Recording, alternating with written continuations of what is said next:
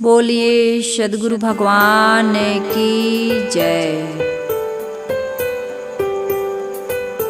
प्रातः स्मरणीय परम पूजनीय संतों के सम्राट सद्गुरु कबीर साहिब जी के पावन चरण कमलों में त्रैवार साहिब बंदगी करते हुए मेरे समस्त श्रोता बंधुओं को, माताओं को, बहनों को, दादा दादियों को, नन्हे मुन्ने प्यारे बच्चों को, सभी को कबीर आश्रम डेयरी चैनल की ओर से हार्दिक शुभकामनाएं हैं कि आप सभी का जीवन सुखद हो, मंगलमय हो, निर्भय, निश्चिंत एवं प्रसन्नता से परिपूर्ण हो।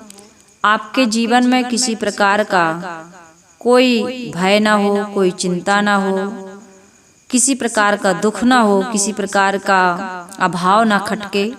प्रकृति में घट रही घटनाएं आपके जीवन को प्रभावित ना करें। आप ऐसा अमर, ऐसा पवित्र, ऐसा सुखद जीवन जी सकें, इसके लिए आप सबकी सेवा में मैं सद्गुरु कबीर साहिब जी का जो मौलिक ग्रंथ बीजक है, उसकी जो प्रथम रमैनी आज आपके बीच लेकर के आई हूँ। काफ़ी दिनों से मैंने आप सबके बीच आश्वासन दिया था आप सबको कि सद्गुरु कबीर साहिब जी के बीजक ग्रंथ रत्न की चर्चा आपसे होगी।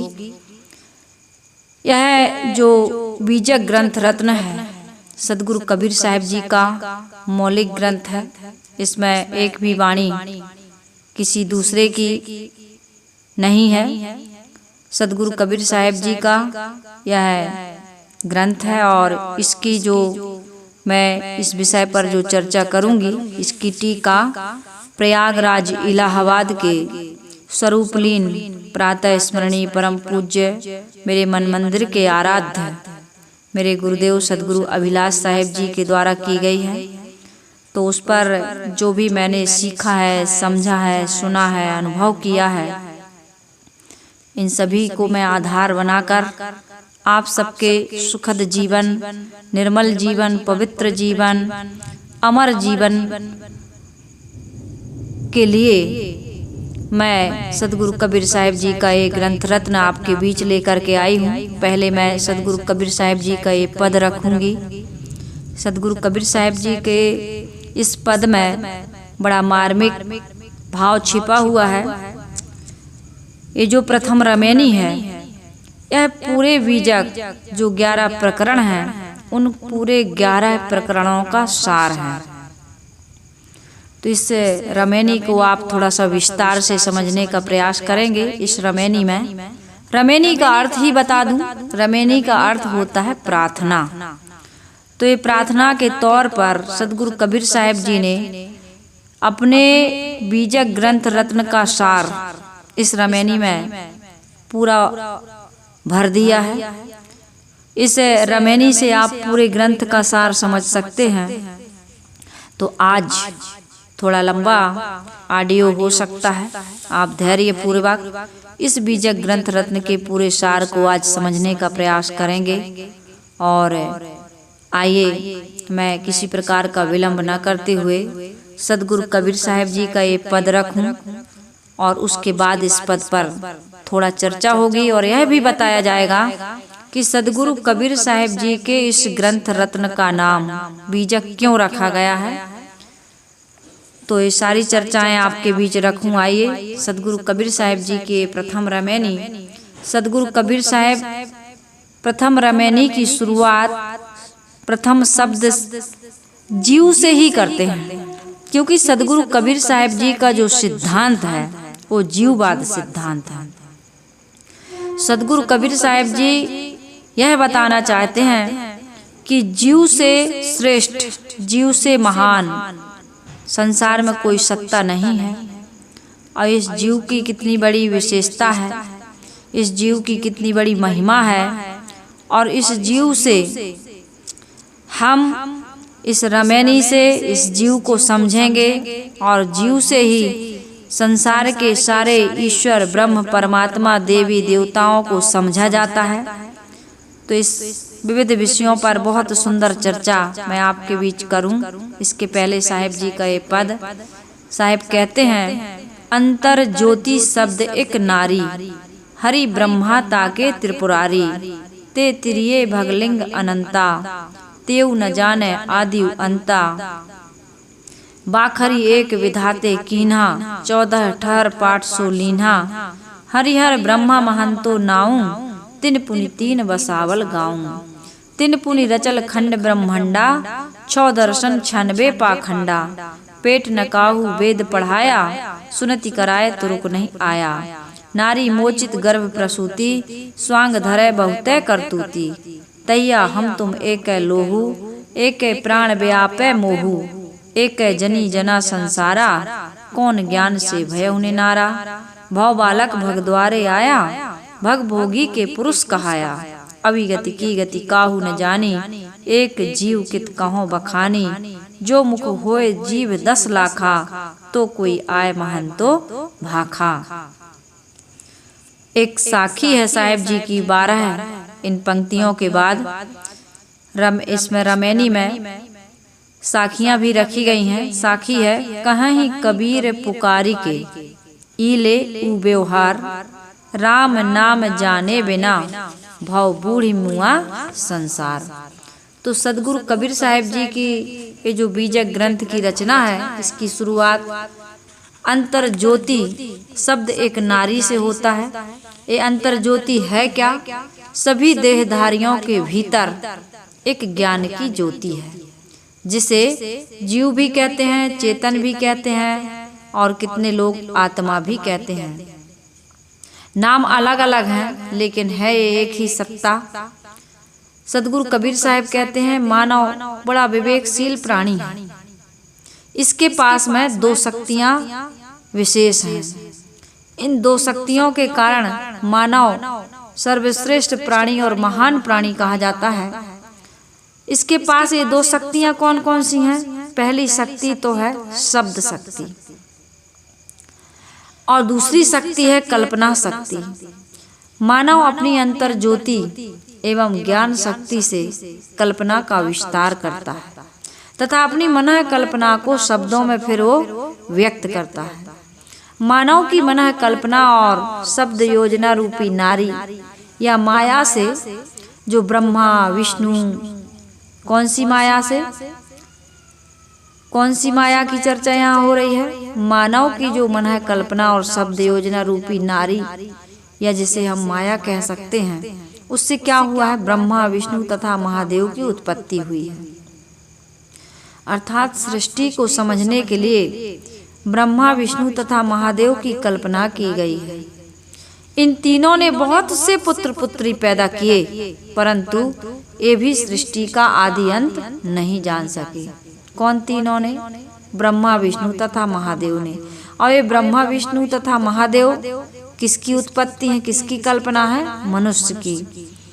मनुष्य की कल्पना से ये पैदा हुए हैं, और शब्दों के द्वारा, शब्द शक्ति के द्वारा हम और आप इसको कहते सुनते हैं। तो इन तीनों ने, ब्रह्मा विष्णु तथा महादेव की कल्पना करने के बाद, इन तीनों ने बहुत से पुत्र पुत्री पैदा किए, परंतु ये तीनों भी और तीनों के पुत्र पुत्री भी सृष्टि का आदि अंत नहीं जान सके।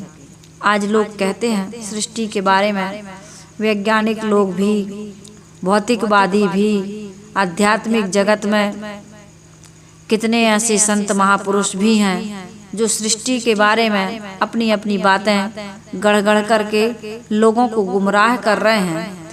तो सृष्टि की उत्पत्ति कैसे हुई, और ये ब्रह्मा विष्णु महादेव की उत्पत्ति कैसे हुई, और वास्तव में संसार की उत्पत्ति कैसे होती है, इन विविध विषयों पर चर्चा बीजक की पढ़ाई के दौरान होगी। सदगुरु कबीर साहब इस रमैनी में यह कह रहे हैं कि ब्रह्मा जी जो थे वो रजोगुणी थे, और रजोगुणी का अर्थ ही होता है क्रियाशील होना। इसलिए उन्होंने तत्कालिक वाणियों का एक बड़ा संग्रह तैयार किया। उसके पीछे से 14 विद्याओं के रूप में उसका विस्तार हुआ। जो उन्होंने संग्रह किया था वो 14 विद्याओं के रूप में जानी गई। और विष्णु जिनको हम भगवान कहते हैं, विष्णु भगवान, वो विष्णु भगवान तथा महादेव और जो ब्रह्मा है बड़े प्रसिद्ध नाम वाले हुए। क्रमशः इन तीनों ने किया क्या, 3 गांव बसाए। इन 3 गांवों का नाम है ब्रह्मापुर, विष्णुपुर और शिवपुर। अथवा इन्होंने क्रमशः भक्ति, ज्ञान और कर्मकांड चलाया। फिर इन्होंने किया क्या, फिर इन्होंने ब्रह्मांड को खंडों में बांटा, अर्थात पृथ्वी पर विभाग पूर्वक अपना अपना राज्य स्थापित किया। ये सारी वाणियों का ही विषय है, ये केवल कल्पना का ही विषय है, यथार्थ कोई नहीं जानता है। अभी आप इस कथा के दौरान समझ पाएंगे कि इस संसार के बारे में, इस विश्व ब्रह्मांड के बारे में, इन निहारिकाओं के बारे में, इस पिंड और ब्रह्मांड के बारे में समझ पाना कितना आदमी के लिए दुस्तर है, असंभव है। मनुष्य कितना असमर्थ है इन सारी चीजों को समझने में, लेकिन जिसको समझने में असमर्थ है उसी को समझने का प्रयास करता है, और जिसको समझने में वो समर्थ है उसको समझने का वो बिल्कुल प्रयास नहीं कर रहा है।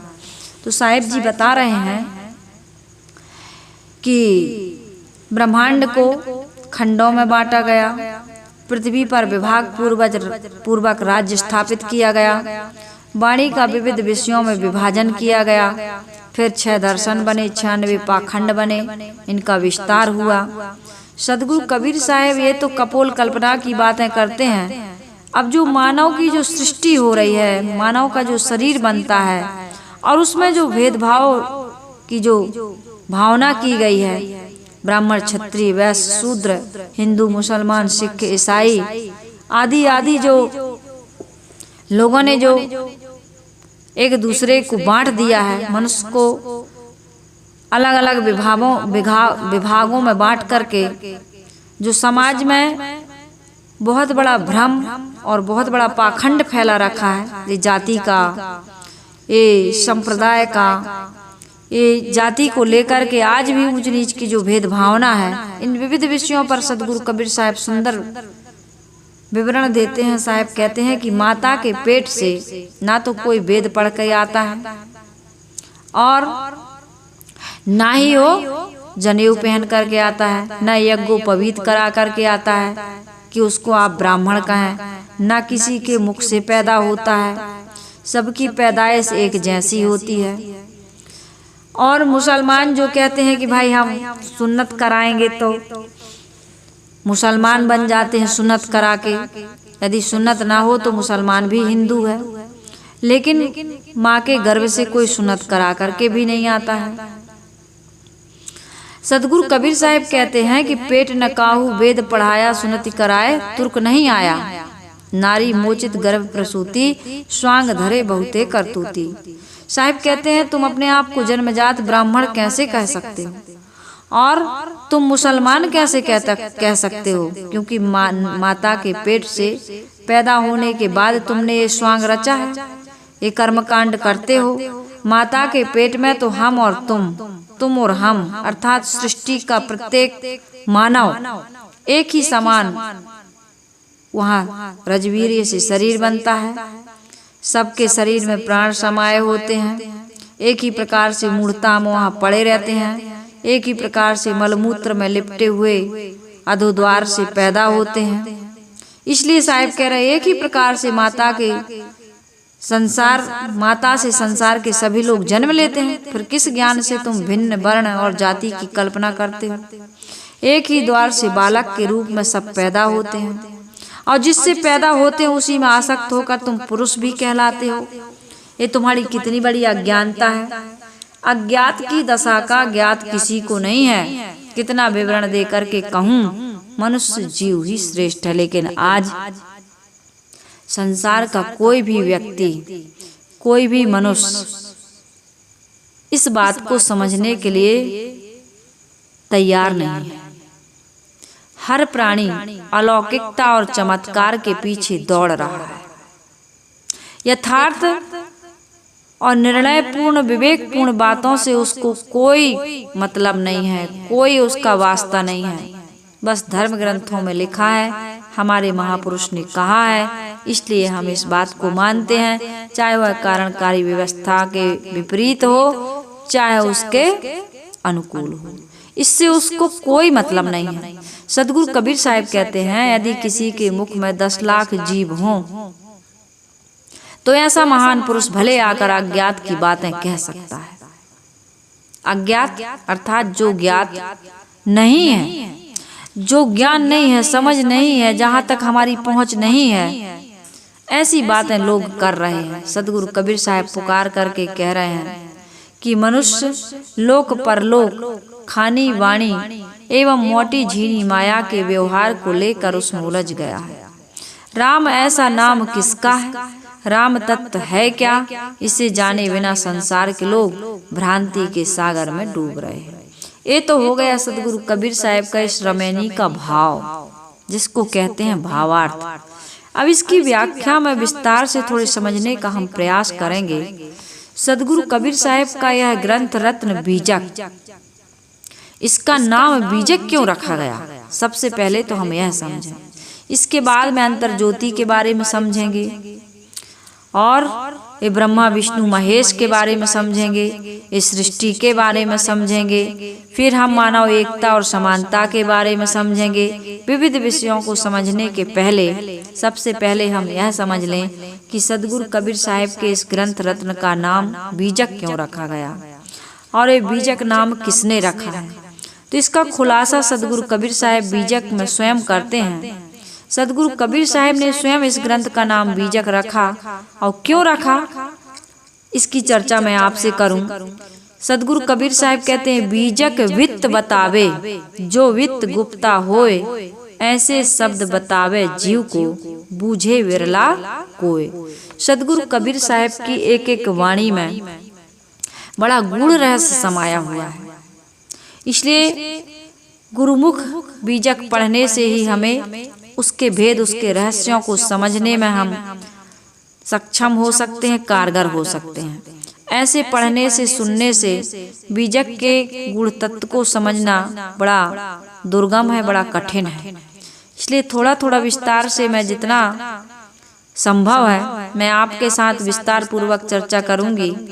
सदगुरु कबीर साहब का यह जो बीजक ग्रंथ रत्न है, यह उस गड़े हुए धन को बताता है जो कहीं गुप्त रूप से गाड़ दिया जाता है और ताम्र पत्र पर किसी धातु का जो ताम्र पत्र या ताम्र का जो पत्र होता है धातु के रूप में, उसमें कुछ सांकेतिक शब्द कोडवर्ड में लिख दिए जाते हैं और उसका जो मर्मी होता है उस धन को प्राप्त कर लेता है। तो इसी प्रकार से पहले के समय था भाई, उस समय ना ऐसा बैंक नहीं था, लॉकर नहीं था कि उस समय हम अपनी कमाई से जो धन था, द्रव्य था, चांदी था, सोना था या जो भी कीमती धातु थे उसको कहीं हम बैंक में लॉकर में रख सकें, ऐसी व्यवस्थाएं नहीं थी। तो सदगुरु कबीर साहब के ज़माने की बात है और उसके पहले से भी ये व्यवस्था थी कि उस समय लोग अपने धन को, सोना को, चांदी को, रत्न को धातु के पात्र में रखकर किसी गुप्त स्थान पर गाड़ देते थे और उसे समझने के लिए ताम्र आदि किसी धातु पत्र पर सांकेतिक शब्दों में कुछ कोड वर्ड लिख देते थे, जिसे उनके परिवार तथा अनुगामी लोग पढ़कर समझ पाते थे। उसे बीजक कहा जाता था। इसलिए बीजक के गुण, रहस्य एवं रहस्यात्मक पदों को समझने के लिए, सांकेतिक शब्दों को समझने के लिए उसका परिचय देने वाला ये जो ग्रंथ है इसका नाम बीजक रखा। सदगुरु कबीर साहब बड़े वैज्ञानिक और समझदार विवेकी संत थे। उस समय की जो परंपराएं थी उसके अनुसार काफी शब्दों को सदगुरु कबीर साहब ने अपने बीजक ग्रंथ में लिया है।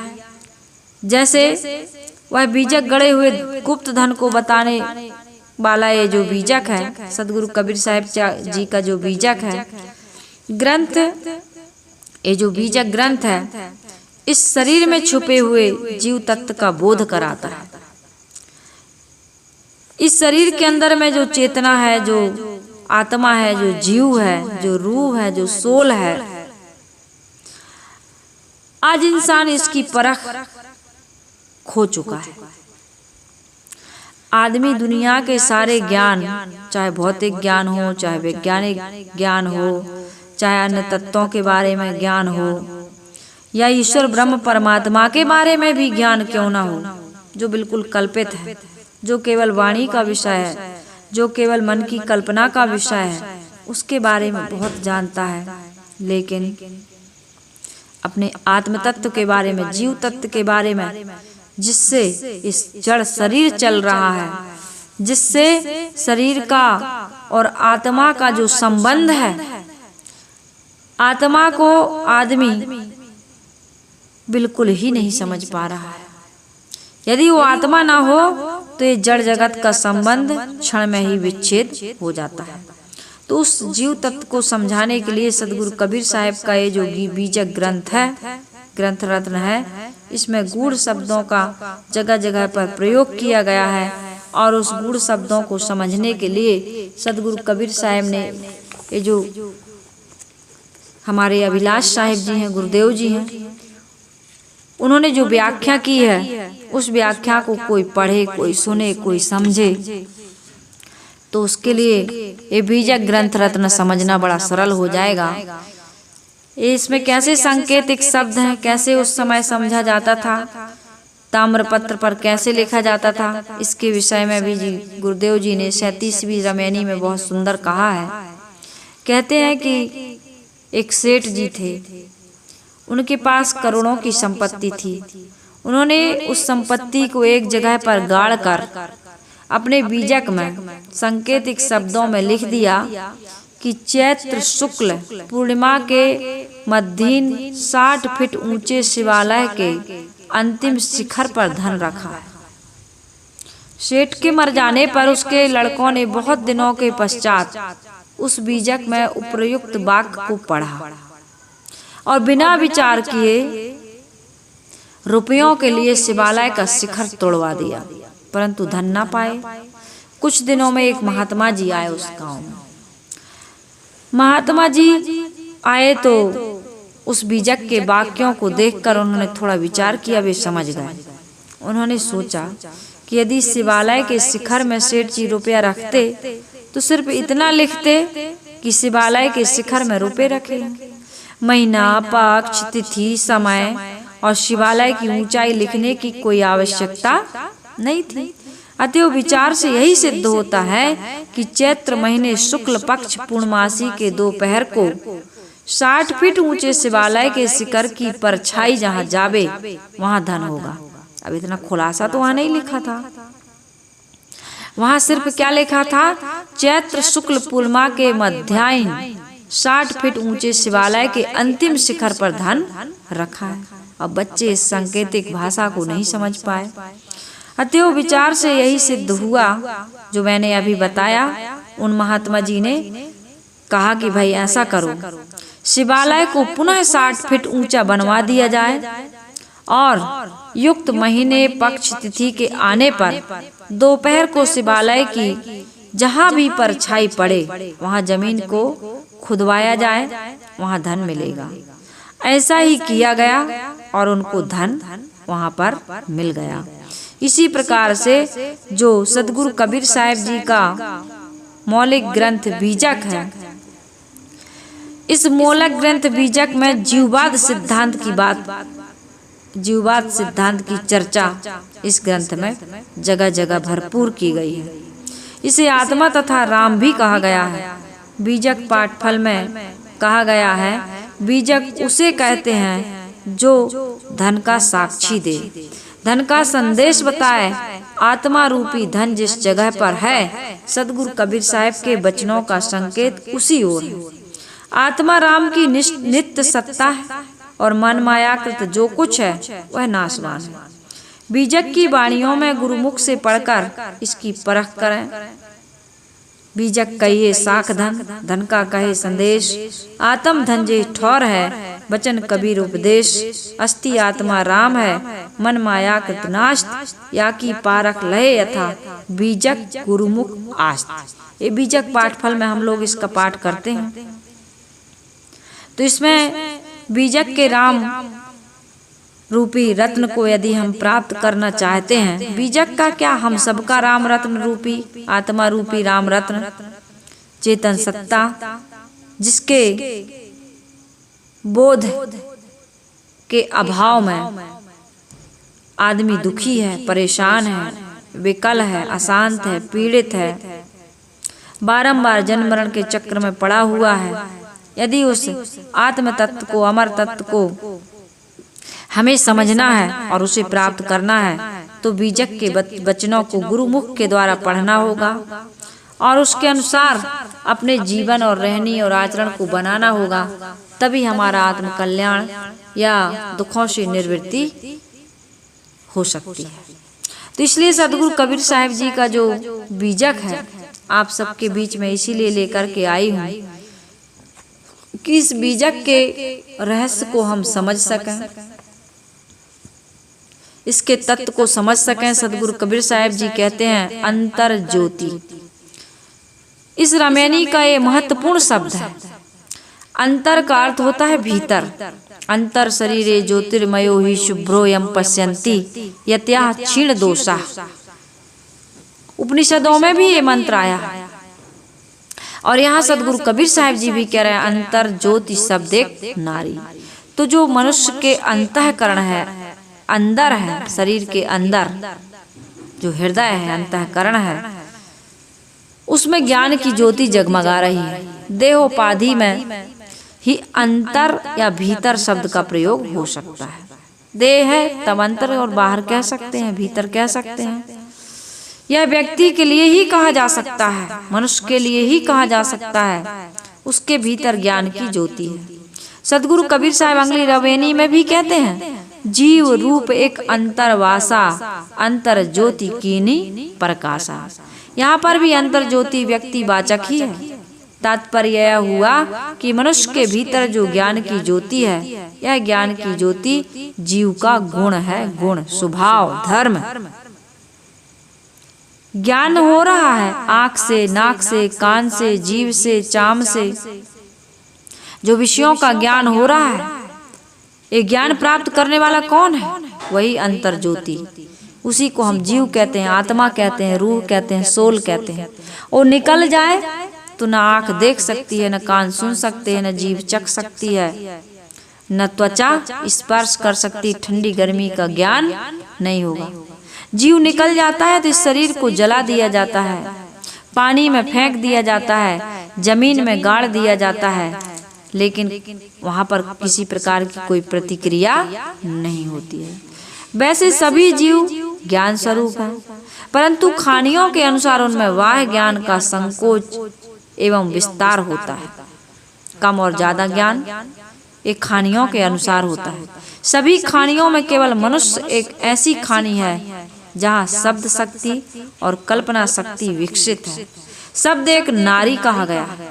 शब्द एक नारी में, शब्द और नारी ये दो महत्वपूर्ण शब्द हैं। इसको हमें समझना होगा। अर्थात शब्द शक्ति, वाक्य शक्ति और नारी अर्थात कल्पना शक्ति। यहाँ नारी शब्द क्या है? माया का प्रतीक है। और माया है क्या? मन की इच्छा, मन की कल्पना। माया कहीं अलग से कोई सत्ता नहीं है, स्वतंत्र सत्ता नहीं है कि माया कहीं हमको भटकाने वाली है या हमें दुख देने वाली है, ऐसा कुछ भी नहीं। माया है मन की हमारी कल्पना, हमारी मन की मान्यताएं, हमारे मन का अज्ञान, मन की अविद्या, इसे कहते हैं माया। इच्छा रूपी नारी अवतरी अंगली रमैनी में जो कहा गया है, तथा 72वीं रमैनी में भी कहा है नारी एक संसार ही आई। कहकर के यही भाव व्यक्त किया गया है कि इसके लिए आप 90, 94, 104, 105 साखियों में भी आप देखेंगे, सुनेंगे। कबीर साहब के ख्याल से माया कोई स्वतंत्र शक्ति नहीं है, वह केवल मन की कल्पना है, मन का मोह है। 59वें शब्द में भी सदगुरु कबीर साहब ने जो कहा है ना, माया महा ठगनी हम जानी, कहकर के मन के मोह एवं मन की कल्पना की तरफ ही उन्होंने संकेत किया है। मनुष्य को पशु से अलग करने वाली यदि कोई शक्ति है तो वह क्या है? सिर्फ कल्पना शक्ति और शब्द शक्ति। यदि कल्पना शक्ति और शब्द शक्ति मनुष्य में ये दो शक्तियां ना होती तो क्या होता? मनुष्य अन्य खानियों से अलग गिनती में ना आता। मनुष्य के पास ये दो शक्तियां हैं, इसके कारण से पिंडज, अंडज और ऊष्मज खानी में होते हुए भी ये पिंडज से अलग माना जाता है। नर समान नहीं कोनहु देही कहा जाता है।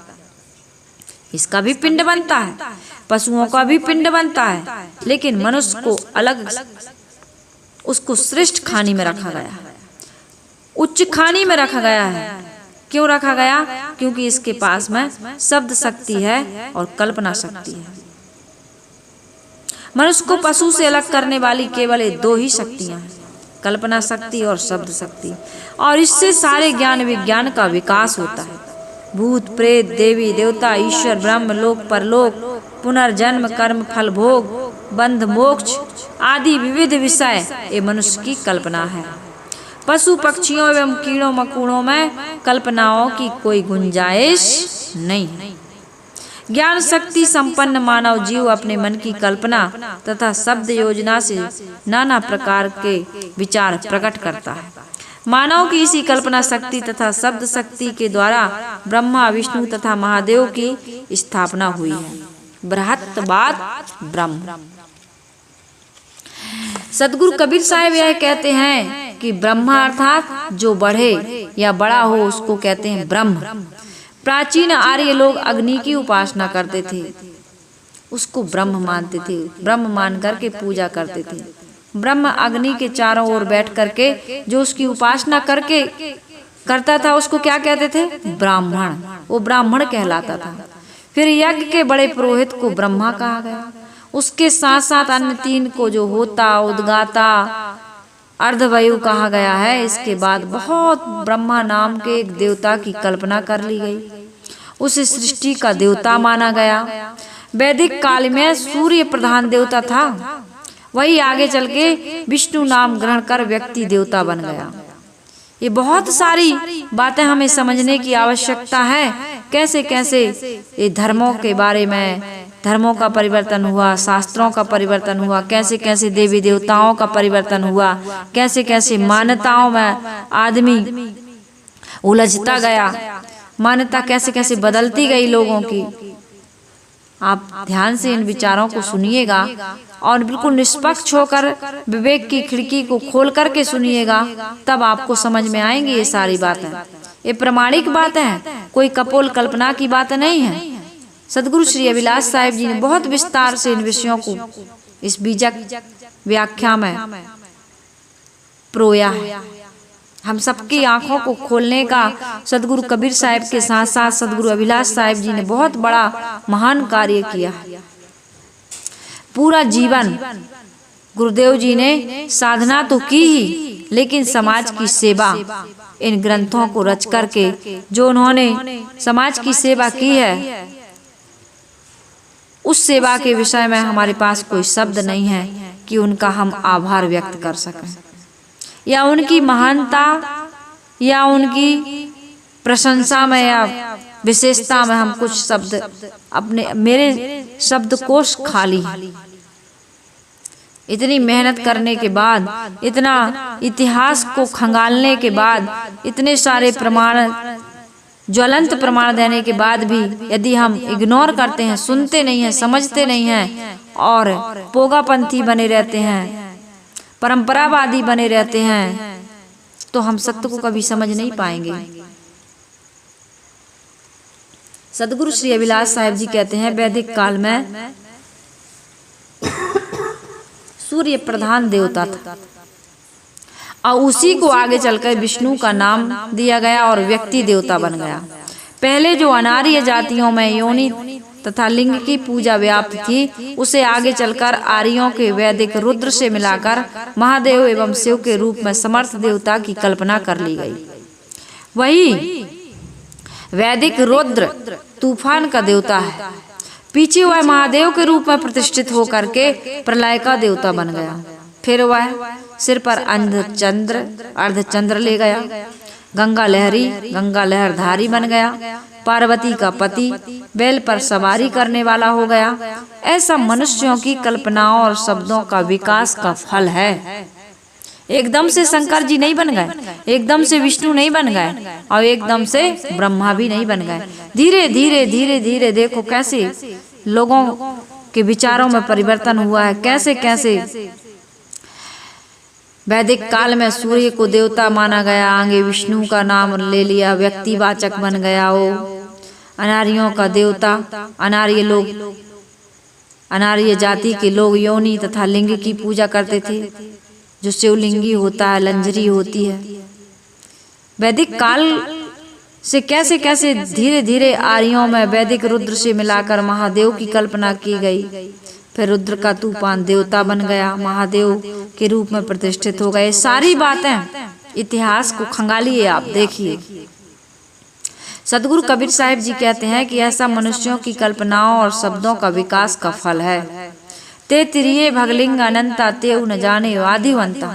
पुराणों में बताया गया है कि इन तीनों ने क्या किया, ब्रह्मा विष्णु तथा महादेव ने बहुत से नर नारी पैदा किए, परंतु वे स्वयं संसार के आदि अंत को नहीं जान सके। ब्रह्मा विष्णु तथा महादेव व्यक्ति रूप में रहे हो या केवल कल्पना के जीव रहे हो, कोई फर्क नहीं पड़ता। सच तो यह है कि जगत अनादि और अनंत है। जगत का कभी आदि और अंत नहीं होता है।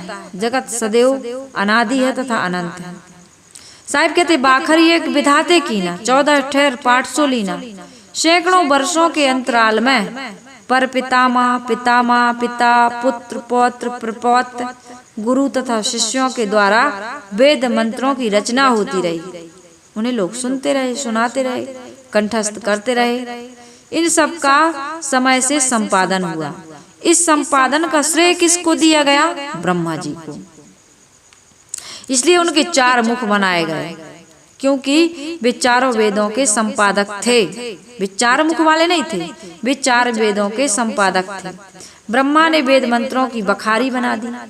उन्होंने उन्हें 4 वेदों के रूप में बड़ा संग्रह किया। उन्होंने फिर तो उस वाणी का 14 ठहर पाठ सुलीना, अर्थात इतना विस्तार हुआ कि 14 विद्याओं में उसको व्यक्त किया गया।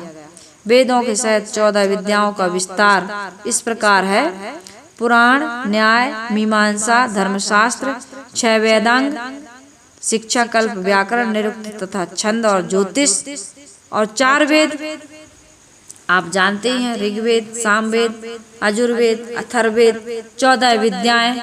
इस प्रकार से ब्रह्म ज्ञान, रसायन, काव्य, वेद, ज्योतिष, व्याकरण, धनुर्विद्या, जलतरण, संगीत, वैदक, अश्वारोहण, कोक शास्त्र आदि में प्रवीणता, नाटक, चाटक तथा चातुरी,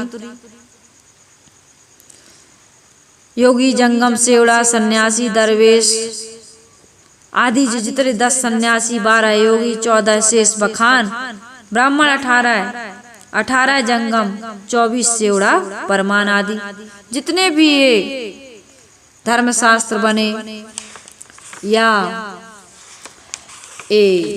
जिसको सदगुरु कबीर साहिब ने कहा है, इसमें लिखा है कि ते त्रिये भगलिंग अनंता तेउ न जाने आदिवंता, 3 पुनि रचल खंड ब्रह्मांडा, 6 दर्शन 96 पाखंडा।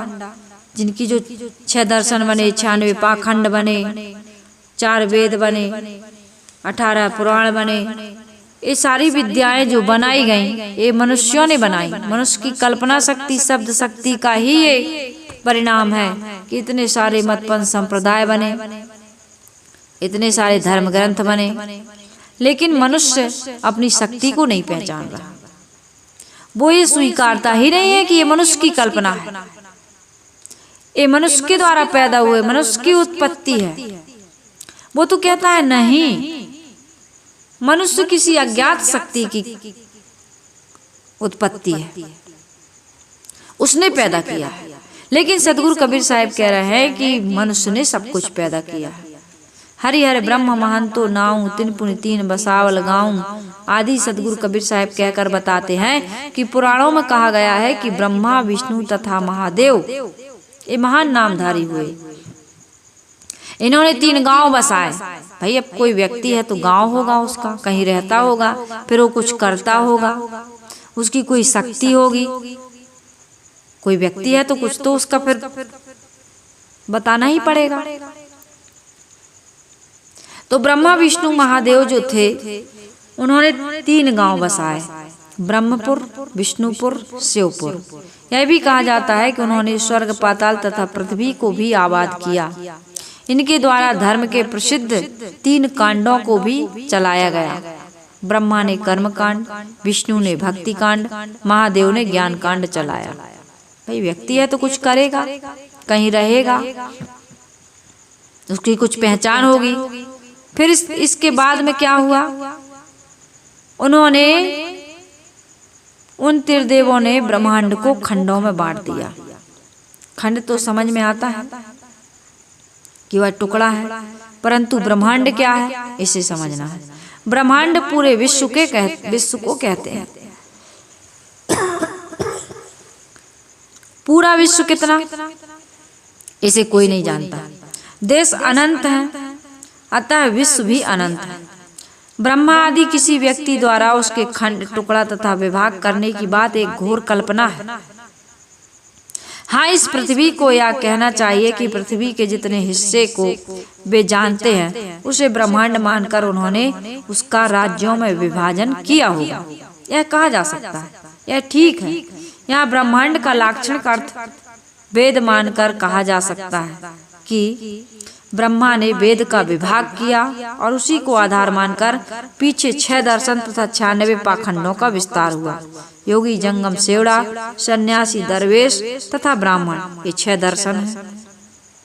और इसके विभेद में 10 सन्यासी, 12 योगी, 14 दरवेश, 18 ब्राह्मण, 18 जंगम तथा 24 सेवड़ा, जैन या बौद्ध, गिरिपुरी, भारती, वन, पर्वत, आरण, सरस्वती, सागर, आश्रम तथा तीर्थ, ये 10 नामी सन्यासी और गणनाथ आदि भेद से 14 प्रकार के योगी। इस प्रकार मुस्लिम फकीरों में भी 14 भेद हैं।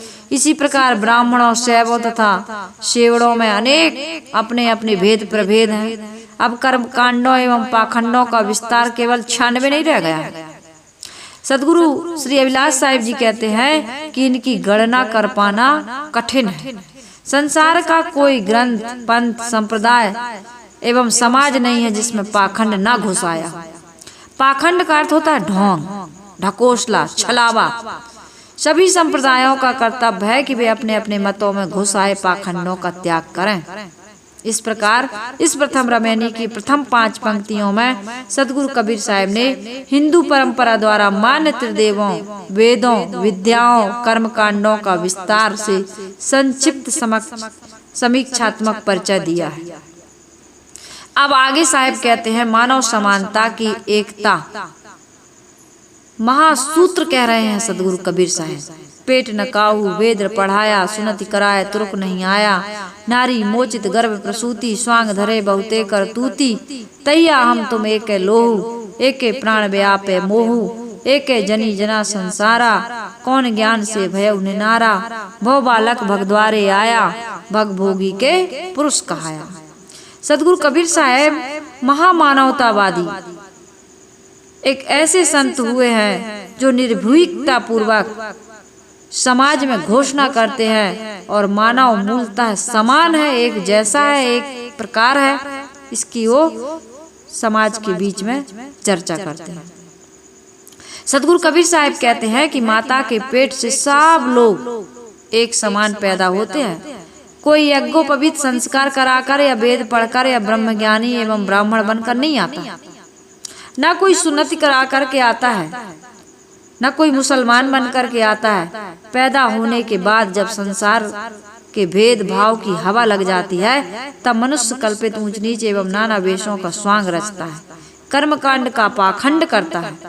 तथा कथित ब्राह्मण, शूद्र, हिंदू, मुसलमान या अन्य लोगों की जो माताएं हैं सब एक समान गर्भ धारण करती हैं, एक समान बच्चा पैदा करती हैं, एक समान सबके बच्चे मलमूत्र में लिपटे रहते हैं, एक समान सबके बच्चों को साफ किया जाता है, एक समान सबके बच्चे दूध पीते हैं, एक समान पाले पोसे जाते हैं।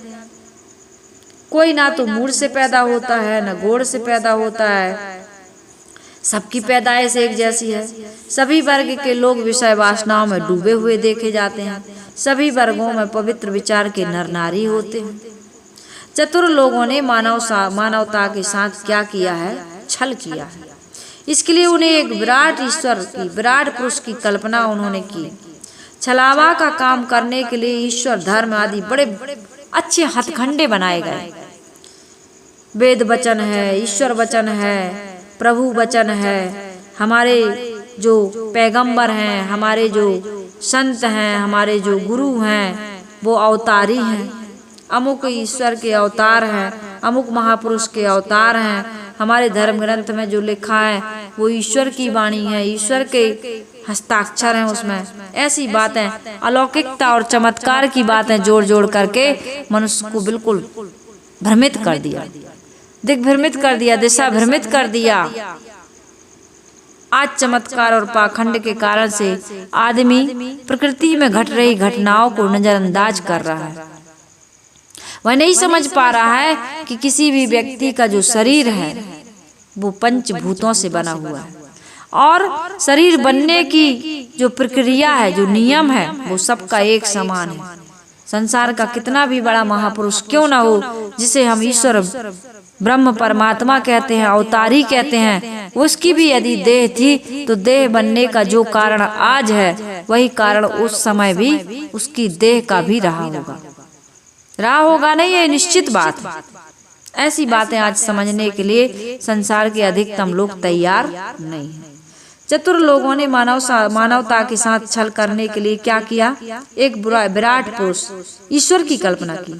छलावा का काम करने के लिए ईश्वर, धर्म आदि बड़े अच्छे हथकंडे बनाए।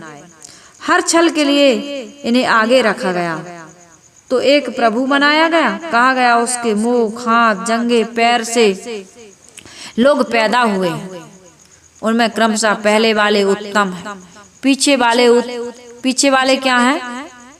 पहले वाले उच्चतम, पीछे वाले उत्तम एवं उसके पीछे वाले अधम। प्रभु ने यह ऊंच नीच का भेद स्वयं बनाया। अब ये कितनी झूठी बात है, कितनी नादानी और मूर्खता की बात है, लेकिन आदमी इसको मानता चला आ रहा है। ऐसे धर्मशास्त्रों में लिख दिया गया है। लिखने वालों को क्या कहा? त्रिकालज्ञ एवं आप्त होने का फतवा दिया गया। यह ऊंच नीच की मानसिकता मनुष्य के मन में बहुत गहरे में बैठा दी गई। वह निरंतर गहराती ही गई। कुछ वर्ग के लोग आचरण भ्रष्ट होने पर पूजे जाते हैं और कुछ वर्ग के लोग ज्ञान तथा आचरण संपन्न होने पर भी नीच दृष्टि से आज भी देखे जाते हैं। ये आदमी का कितना बड़ा अपराध है, ये आदमी का कितना बड़ा पाप है, जो आज के युग में भी मानव के साथ भेदभाव की भावना रख करके और एक समान व्यवहार नहीं किया जा रहा है।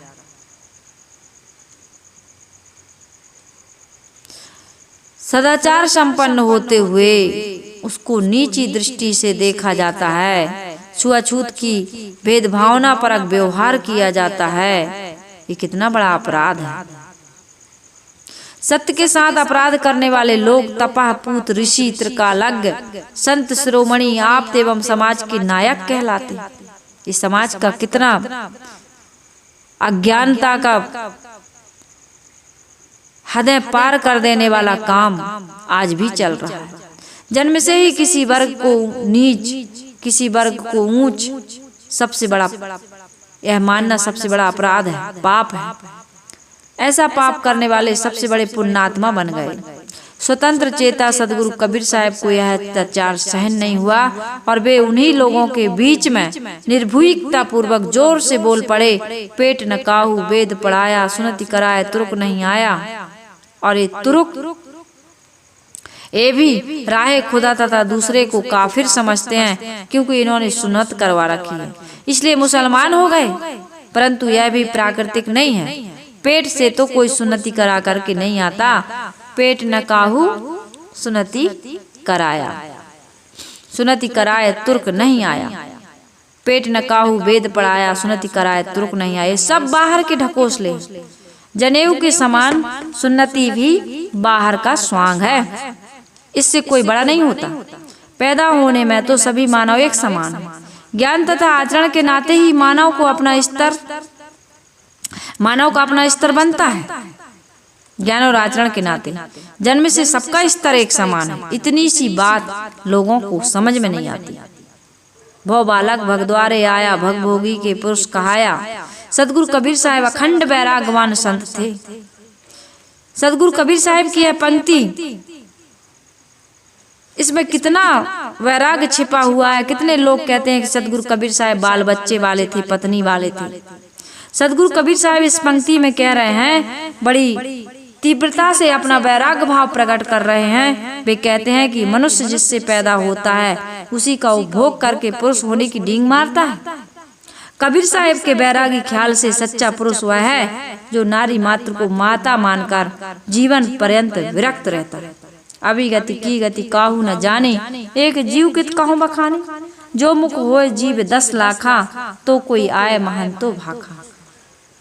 सदगुरु कबीर साहब कहते हैं, अज्ञात एवं लापता की बात कोई कैसे जानेगा। कोई ऐसा महान हो जिसके मुख में लाखों जीव हो, वही चाहे कुछ कह सके। यह एक व्यंग है, अर्थात अज्ञात की बात तो लाखों जीव वाला ही कह सकता है। आदमी पहले लाखों मुख एवं जीव वाले की कल्पना करता है, फिर आकाश पाताल की बातें उसी से कहलवाता है। तथा कथित धार्मिक संप्रदाय वाले पहले किसी अति मानवीय शक्ति की कल्पना करते हैं, उसके पश्चात उन्हें अपने कल्पित स्वार्थ की सिद्धि जिन बातों में दिखती है, उन बातों को वे अपनी किताबों में लिख लेते हैं और क्या कहते हैं, यह विराट पुरुष, सुप्रीम पावर, जगत नियंता प्रभु का वचन है। जगत नियंता प्रभु का नाम सुनते ही मनुष्य क्या बन जाता है, गाय, और अपना सिर झुका देता है, क्योंकि उसकी आत्मशक्ति को इन लोगों ने कुचल दिया। वे प्रश्न करें तो नास्तिक, काफिर कहे जाएं। इसलिए धर्म के नाम पर भारी अतिशयोक्तियां, चमत्कार, अवैज्ञानिक प्रस्थापनाएं, भेदभाव की चापलूसी जो चुपचाप स्वीकार कर ली जा रही है, जनता समझ नहीं पा रही है। जनता को कैसे लूटा जा रहा है, कैसे छला जा रहा है, कैसे उसको बर्बाद किया जा रहा है, कैसे दिग्भ्रमित किया जा रहा है, भोली भाली जनता समझ नहीं पा रही है। धर्म के नाम पर सारी बातें आज झूठ, अनावश्यक, चमत्कार पूर्ण बातें लोगों के मत्थे पर थोप दी गई। उसने जो प्रश्न करेगा वो नास्तिक है, नरकगामी है। इस प्रकार की बातें लिख लिख करके जनता को भयभीत कर दिया। परंतु यह ठीक से समझ लेना चाहिए कि कोई 1000 या लाख मुख वाला नहीं है जिसने मानव के ज्ञान तथा आचार के विषय में आज तक कुछ कहा हो। ज्ञान करने वाला तथा मानव की आचार संहिता बनाने वाला केवल मानव है। एक जीव कित कहूँ बखाने, कितना वर्णन करके कहूँ। सदगुरु कबीर साहब कहते हैं, एक मानव जीव ही ज्ञान विज्ञान का वेत्ता है। यही अति मानवीय शक्ति का कल्पित पर्दा लगाकर लोगों को छल रहा है और यही छला जा रहा है। मनुष्य ही छलता है और मनुष्य ही छला जाता है। यही सुधार जाए तो समाज सुधर जाए। यदि मानव विवेकशील हो जाए, वह एक दूसरे को न ठगे, स्वयं सतपथ पर चले, तो उसका कल्याण है, समाज का कल्याण है, देश का कल्याण है, विश्व का कल्याण है। जिसका पता नहीं उस ईश्वर से प्रेम करने का दिखावा करता है और मनुष्य जो प्रत्यक्ष है उसके साथ छलावा करता है। यह पोगापंथी धर्म मनुष्य के कल्याण नहीं कर सकता। जो कल्पित आकाशीय स्वर्ग से दृष्टि घुमाकर पृथ्वी पर सत्कर्म के बल पर स्वर्ग बसाना चाहता है तथा अज्ञात ईश्वर के पीछे दौड़ना छोड़कर ज्ञात मानव तथा प्राणियों के साथ में प्रेम तथा करुणा का व्यवहार करता है, वही सच्चा धार्मिक है। सदगुरु कबीर साहब 1000 के बाजार में चिल्ला करके घोषणा करते हैं, लेकिन ये पोगापंथियों के कारण से समाज में इतना अंधविश्वास और चमत्कार फैला हुआ है कि आज ऐसे महापुरुषों की वाणी सुनने के लिए लोग तैयार नहीं हैं। सदगुरु कबीर साहब कहते हैं, कहीं कबीर पुकारी के ईले ऊ व्यवहार, राम नाम जाने बिना भव बूढ़ी मुआ संसार। सदगुरु कबीर साहब पुकार करके कह रहे हैं, मनुष्य ई और ऊ के व्यवहार में तू उलझा है। ई कहते हैं सांसारिक विषयों में उलझे हुए, और वो कहते हैं स्वर्ग तथा ईश्वर में उलझे हुए लोगों को। विषय शक्ति स्वर्ग की कल्पना तथा ईश्वर की कल्पना छोड़े बिना कोई सही रास्ता नहीं पा सकता। एक कवि ने कितना सुंदर कहा है, राय हक हरगिज नयाबी तानागिरी चार तर्क, तर्क दुनिया, तर्क उपवाद, तर्क मौला, तर्क तर्क। अर्थात मनुष्य को सही रास्ता तब तक नहीं मिल सकता है, कब तक, जब तक इन तीन चीजों का वह त्याग नहीं कर देता है। दुनियादारी का त्याग अर्थात आसक्ति कामना का त्याग, स्वर्ग की कामना का त्याग, ईश्वर की कल्पना का त्याग, और चौथी चीज है इन तीनों के त्याग के अहंकार का त्याग। जब तक मनुष्य नहीं कर देता है तब तक उसको सच्चा रास्ता नहीं मिल सकता।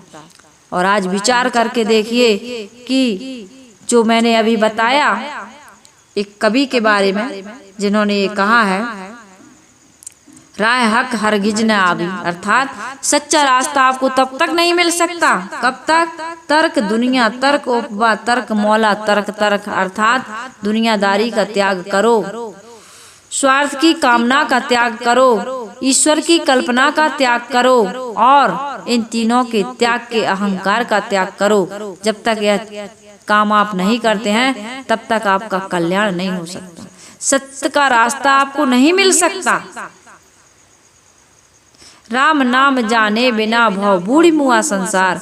सदगुरु कबीर साहब जी कह रहे हैं कि राम ऐसा नाम किसका है, राम किसे कहते हैं, इस तत्व को समझे बिना संसार के लोग भवसागर में डूब कर के मर गए। अर्थात कबीर साहब के समय में सैकड़ों वर्ष के पूर्व से ही राम शब्द का प्रचलन हो चला था, जिसके अर्थ अयोध्याधीश दशरथ सुत राजा राम तथा परम तत्व एवं आत्म अस्तित्व प्रचलित थे। ये सभी चीजें थी, अयोध्याधीश दशरथ सुत राजा राम तथा परम तत्व एवं आत्म अस्तित्व, दोनों बातें, दोनों प्रकार के राम थे वहाँ। एक तो दशरथ के पुत्र भी राम थे और आत्म अस्तित्व को भी राम कहा जाता था। तो राम शब्द को लेकर ये सारे भाव मिश्रित रूप से चलते थे और जनता उसमें उलझ रही थी। वस्तुतः राम शब्द से व्यक्त वह कौन सा तत्व है जो जीव का परम प्राप्तव्य है। लोग राम राम तो कह रहे हैं, परंतु राम तत्व है क्या, इसे जानने का प्रयत्न नहीं करते। सतगुरु कबीर साहब जी 36वीं रमैनी की साखी में कहते हैं, राम नाम निज जान के छाड़ देव वस्तु खोटी। अर्थात राम ऐसा नाम अपना ही है, ऐसा समझकर खोटी वस्तु का त्याग कर दो। खोटी वस्तु क्या है, अपने स्वरूप के अलावा जो कुछ भी है सब खोटा है, चोखा नहीं है। निज चेतन स्वरूप से जो कुछ भी पृथक है सब वस्तु खोटी है। यदि व्यक्ति की अपनी आत्मा से अलग कोई राम है तो वह राम नहीं, किंतु राम के नाम पर केवल कल्पना है। हम राम, ब्रह्म, परमात्मा, अल्लाह, गॉड या इसी ढंग से अन्य अनेक शब्द गढ़ लें, परंतु अपनी चेतना, अपनी आत्मा से अलग हमें कुछ मिलने वाला नहीं है। और जो मिलेगा वो छूट जाएगा, उसमें हमारा परम विश्राम नहीं हो सकता है, वह हमारा परम निधान नहीं हो सकता है। हमारी चिर स्थिति हमारे अपने चेतन स्वरूप में ही होगी। अतएव निज चेतन स्वरूप ही राम। युक्त भावों को लेकर के ही श्रुतियों में क्या कहा गया है, अहम ब्रह्मास्मि, तत्त्वमसि, अय आत्मा ब्रह्म, प्रज्ञानम ब्रह्म। ऐसे शब्द श्रुतियों में कहे गए हैं, जिनका सरल अर्थ क्या होता है, अहम ब्रह्मास्मि अर्थात मैं ब्रह्म हूँ, तत्त्वमसि अर्थात तू वही है, अय आत्मा ब्रह्म अर्थात यह आत्मा ही ब्रह्म है, और प्रज्ञानम ब्रह्म अर्थात ज्ञान ही ब्रह्म है। आज ज्ञान नहीं है लोगों को, समझ नहीं है लोगों को, आस्था तो है, विश्वास तो है, लेकिन विवेक नहीं है, विचार नहीं है, समझ नहीं है। गीता में भी महाराज श्री कृष्ण महाराज कहते हैं, इस देह में निवास करने वाला प्रकृति से पुरुष, प्रकृति से परे जो चेतन पुरुष है वही दृष्टा है, अनुमंता है, प्रेरक है, भरता है, भोक्ता है, महान ईश्वर तथा परमात्मा है। उपदृष्टा अनुमंता चा भरता भोक्ता महेश्वरा परमात्मेति चाप्युक्तो देहे अस्मिन् पुरुषा परा, गीता में कहा है। गोस्वामी तुलसीदास जी सतसई में कहते हैं, कहत सकल घट राम मैं तो खोजत के काज, तुलसी कहे कुमति सुन और आवत अति लाज। जीव ईश में भेद की इतनो अह सदीव, बंद दशा में जीव कही मोक्ष दशा में शिव, विश्राम सागर में कहा गया। इन बातों पर हम विचार नहीं कर पा रहे। मैं वही हूँ, यह अखंड वृत्ति ही ज्ञान दीप की परम प्रचंड शिखा है। बाबा रघुनाथ दास जी भी कहते हैं, जीव और ईश्वर में सिर्फ इतना अंतर है कि जब तक वह बंधनों में रहता है तब तक वह जीव कहलाता है, और जब बंधनों को काट देता है विवेक विचार और समझ के द्वारा, साधना के द्वारा, संयम के द्वारा, त्याग वैराग्य के द्वारा बंधनों का जब वो नाश कर देता है तो वही शिव बन जाता है। जनाब मीर साहब भी कहते हैं, सराफा आरजू होने ने बंदा कर दिया मुझको, वगरना हम खुदा थे गर्दले बे मुद्दबा होते। अर्थात सिर से पैर तक इच्छाओं में लिपटे हुए होने से प्रत्येक मनुष्य गुलाम बने हुए हैं, अन्यथा यदि इच्छा को त्याग दे और हृदय से वह अपने आप में स्थित हो जाए तो वह स्वयं ईश्वर है। जो यह कहता है कि जीव ईश्वर से अलग है वह अधकचरा ज्ञान वाला है, अर्थात आत्मा में परमात्मा का बोध करा दे वह सच्चा गुरु है। कहता है खुदा खुद से जुदा जानो अधूरा है, दिखला दे खुद ही में खुदा पीर उसे कहते हैं। सुरतियां भी कहती हैं वह तो शरीर के भीतर अपना आत्मा स्वरूप है, उसे वह समझता है जो दोषों से मुक्त हो गया है। अंतर शरीरे ज्योतिर्मयो ही शुभ्रो यम पश्यन्ति यतः क्षीण दोषा। यह काम नहीं करता आदमी, यत्न नहीं करता, प्रयत्न नहीं करता, प्रयास नहीं करता, परिश्रम नहीं करता। किस दिशा में? दोषों से मुक्त होने की दिशा में। दोष मुक्त नहीं बना पा रहा अपने जीवन।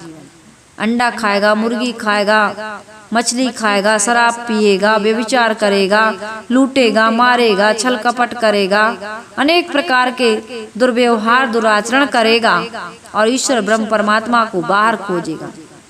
अरे भाई, इन विकारों का त्याग करो और ईश्वर ब्रह्म परमात्मा जो तुम्हारे अंदर बैठा है उसके तरफ उन्मुख हो। वह परमात्मा तो नित्य प्राप्त है, बाहर भटकने की आवश्यकता कहाँ है। लेकिन इंसान आज समझ नहीं रहा। सारे है कि मनुष्य की आत्मा के अलावा कहीं कोई राम नहीं है। निज आत्म स्वरूप ही हमारा राम है। हमारा चिर विश्राम स्थल निज चेतन स्वरूप में ही है। वही राम है, वही खुदा है, वही ईश्वर है, वही ब्रह्म है। उसके अलावा कहीं बाहर खोजना केवल और केवल भ्रम है। और इस भ्रम को आज हमें त्यागना होगा, तभी हमें ईश्वर ब्रह्म परमात्मा की प्राप्ति हो सकती है। मानव जीवन सफल और सार्थक हो सकता है।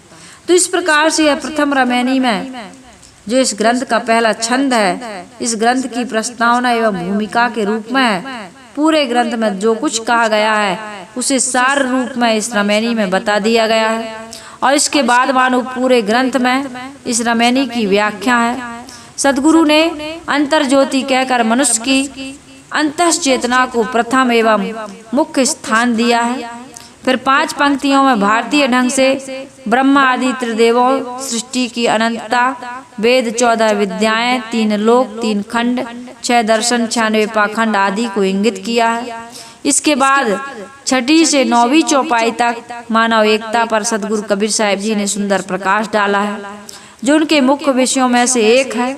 इसके आगे 10वीं चौपाई में वैराग्य की तीव्रता का वर्णन किया है। फिर अगली 2 चौपाइयों में मानव जीव की विशेषता तथा उसके पृथक अज्ञात बातों में जो उलझी हुई लोगों की दशा है उसका दिग्दर्शन कराया है। अंत में साहब ने इस रामायणी की साखी में इस बात पर जोर दिया है कि लोग राम राम तो कहते हैं परंतु उसको तत्व समझते नहीं और लोक परलोक के माया जाल में उलझे रहते हैं। वस्तुतः निज स्वरूप ही हमारा राम है। इस तरह इस प्रथम रामायणी इस ग्रंथ का सार प्रस्तावना के रूप में मैंने आपके बीच रखने का प्रयास किया। इस सदगुरु कबीर साहिब जी के बीजक ग्रंथ रत्न को निष्पक्ष होकर, निर्भान बोध प्राप्त करने की दृष्टि से आप सभी लोग बारंबार इसको सुनेंगे और समझने का प्रयास करेंगे और समस्त प्रकार की जो हमारी मान्यताएं हैं, हम पता नहीं कब से अपने अंदर में किसी ईश्वर की, ब्रह्म की, परमात्मा की, देवी देवता की या अपने इष्ट और उपास की जो मान्यता बना कर के रखे हैं, जो हमने शास्त्रों में, पुराणों में पढ़ रखा है, उसके अनुसार सदगुरु कबीर साहिब जी यदि हमसे बात करेंगे तभी हम कबीर की वाणी को सुनेंगे, समझेंगे और मानेंगे।